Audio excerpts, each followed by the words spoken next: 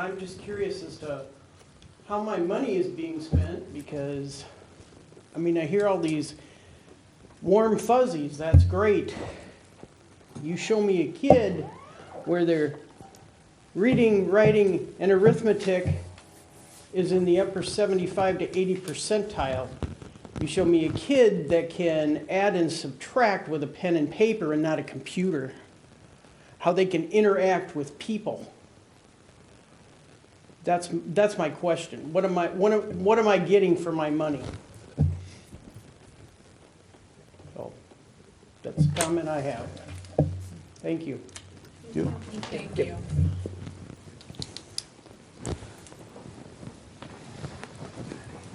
Yep.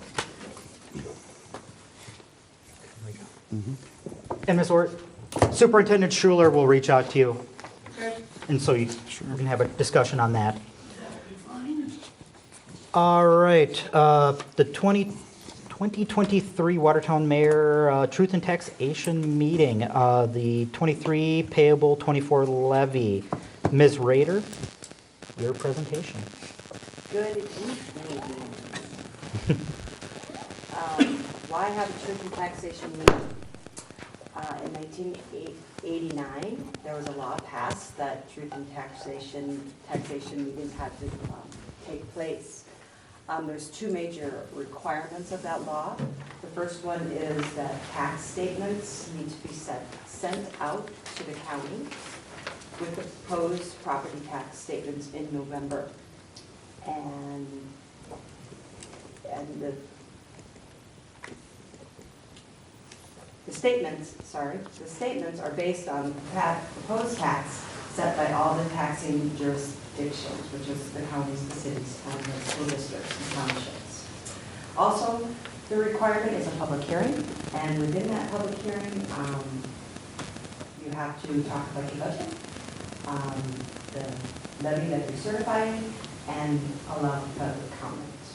So tonight is the school district's annual truth and taxation meeting. First thing I'm going to do is talk about our 2024 budget. On the slide ahead, on the slide shows all of our funds, what the audited fund balance was on June 30th of 23, our revenues, our expenditures, and what the projected fund balance will be on June 30th of 2024. The next slide shows a chart of all of the district's revenue by the fund that it has.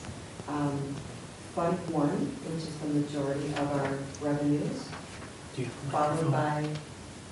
Can't really hear it. Okay, I don't have a...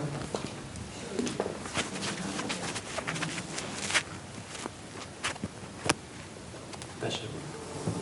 Thank you. I think that's the first time someone said I was quiet.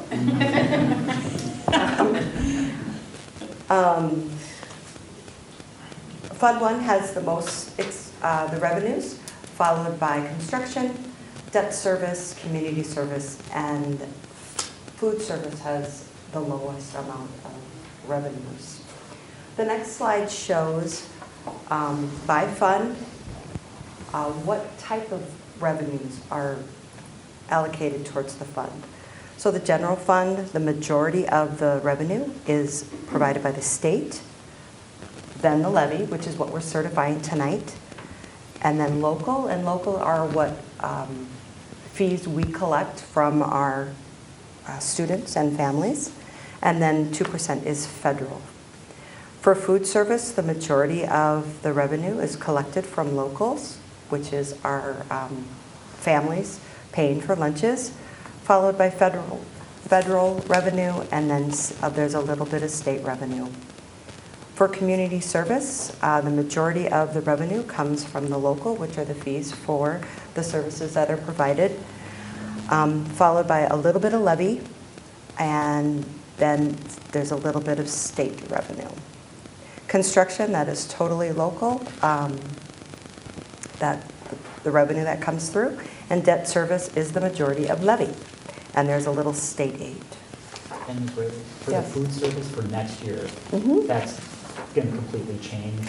More than likely, It's yes. going to be pretty much all red at that point? Um, Or a majority be- since with the free lunches? Well, Right. I guess that could be purple. It'll be Sorry, purple and federal, and the Okay. local will go down. We got to remember, our budget was made in June, so we didn't have the final of what the Yes. state did, so it will more than Next likely year. change. Yes. Okay, thank you. Yep. Now we'll talk about expenses.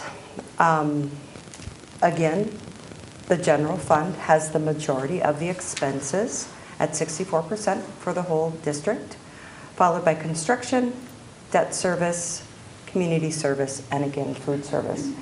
And we do try to live within our means, so the pie charts look pretty much like revenues. The next slide, again, goes fund by fund, and it sort of condenses on what the funds spend their money on. So general fund, the majority, 68%, is spent on salary and benefits for staff, followed by purchase services, and then supplies, capital, and a little bit of other.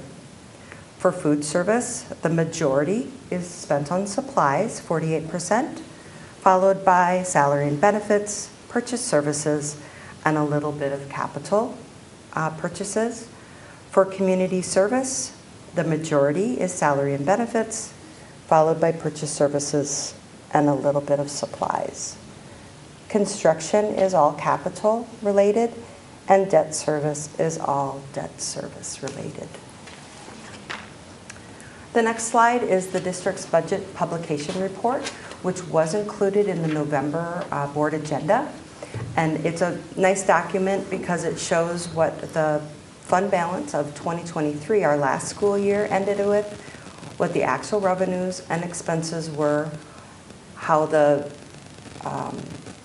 fund balance was on June 30th, and then the anticipated revenue and expenditures, and then what we project the fund balances to be at on June 30, 2024, at the end of the school year. This is the end of the budget part of it. Does anybody have any questions regarding anything about the revenues and expenditures for the 24 budget? Just one note, Yes. Ms. Rader, the Mhm. projected fund balance, the significant increase there is because of the construction, right? Yes, From the 8 to 12? Yeah. from the 8 to 12, yes, because we received a new bond. Yep. Actually, it's debt service. Okay. So that's Well, more, that it's construction. timing of Yes, receiving the funds versus spending them. Correct. Not, so the fund balance isn't actually up that much correct. in reality. Okay, thank Yes.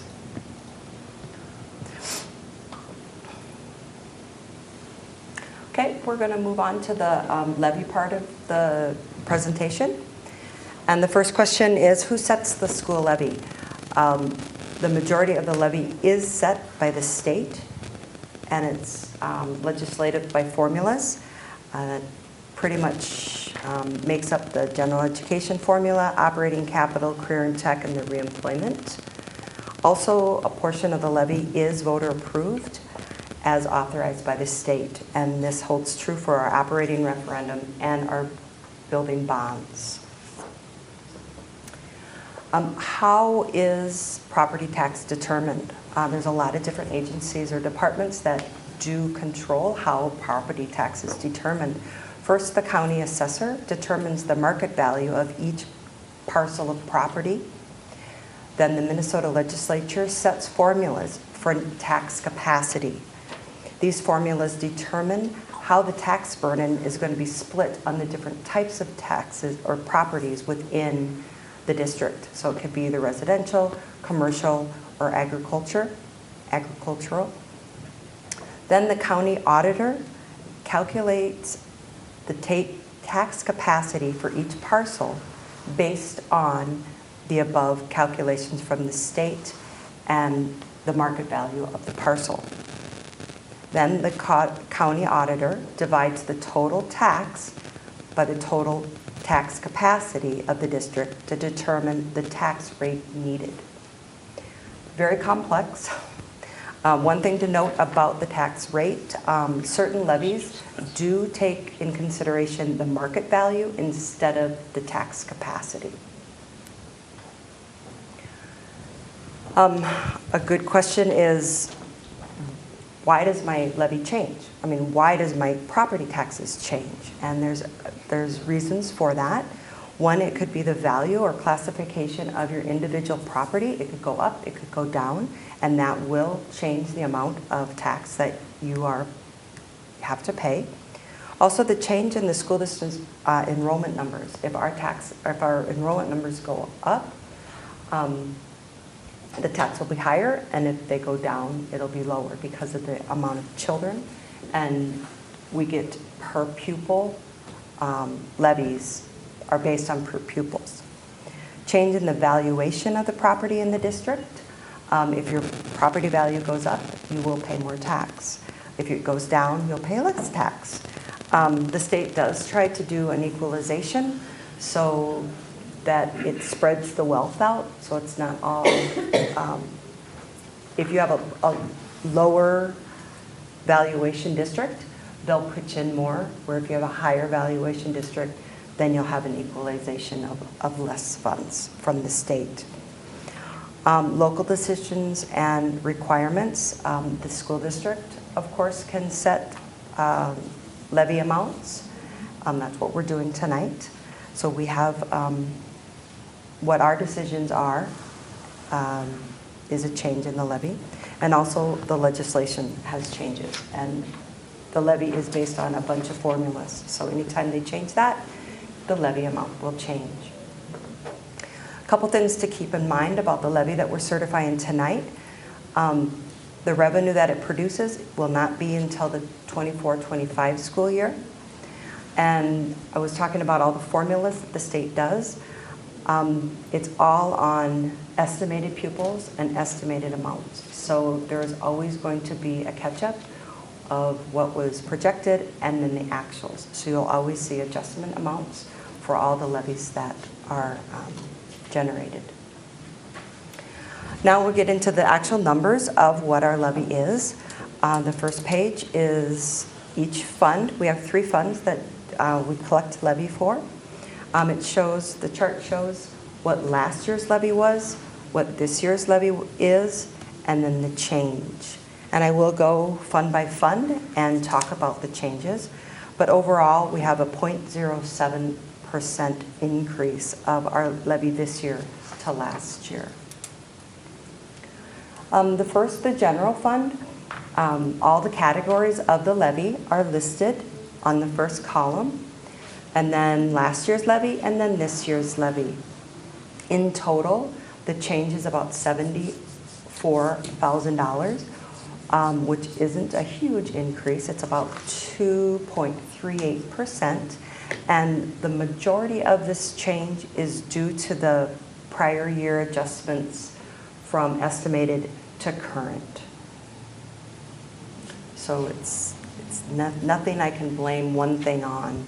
So it's just a little bit of all the different categories. For community services or community ed levy, they have an actual decrease of $70,000. And the reason there is the school age care. This is the adjustments that happen. It takes about 2 years. So we have the amount, it's set, and then in 2 years they'll take the money back. So this is for COVID. They actually had to close for 4 months. So I put the budget in of what it was going to be, but the actual was quite less. So that $55,859 on school age care, that was because of that. And then one other thing, legislative change, is the amount that community ed for their general levy, the percentage of the tax capacity decreased. So it was last year at 0.94%, this year it's 0.37%, and in the next 2 years it's going to decrease as well. So we will see a negative on the community service levy next year and the year in 26. The last fund that we have levy dollars for is the debt service. Here have minimal changes, $1,937 increase. Things to remember on the debt service levy is it's based solely on our debt service principal and interest. So it's pretty consistent. And also districts are required to levy 105% of the debt schedule. And MDE does monitor those excess funds, and you'll usually always see in the levy the debt excess. So they're reducing that debt excess by $244,000 this year. A couple other things that I'd like to note is there's the Ag to School bond credit. This was enacted in 2017. It affects all existing debt service. It is a reduction for farmers and timber owners. The revenue from the Ag to School comes from state income, not from levy. And it reached its cap in 2024 at 70%, and it'll remain there until the legislation makes a change. Again, it's something that the district cannot see. It is on the proposed parcel statements, and you can see it in step 2 on your statement if you're eligible for that discount. There are state property tax refunds. There's a couple programs that the state does have for that. The district can't really advise anybody on those. You do need to consult your tax professional or visit the Department of Revenue's website, which I've listed here, to find out information about that. This is the time that I do ask if you have any public questions, if you have any comments, if you have anything you'd like to add. Anybody? Going once? Twice? No questions? Okay. At this time, I recommend that the board certify the 23 payable 24 levy. The total dollar amount is $7,797,359.29, which is an increase of $5,823.67, a 0.07% increase. Move approval as presented. I'll second. Motion made by Mr. Burns, seconded by Mr. Felt. Any further discussion on the 23 payable 24 levy? Hearing none, all those in favor say aye. Aye. All opposed, nay. Motion carries. And that is the truth in taxation. Is there a motion to adjourn the meeting? So moved. Second. Motion made by Ms. Danielson, seconded by Ms. Naton. All those in favor say aye. Aye. All opposed, nay. Motion carries. Truth in taxation meeting is adjourned at 7:13 p.m.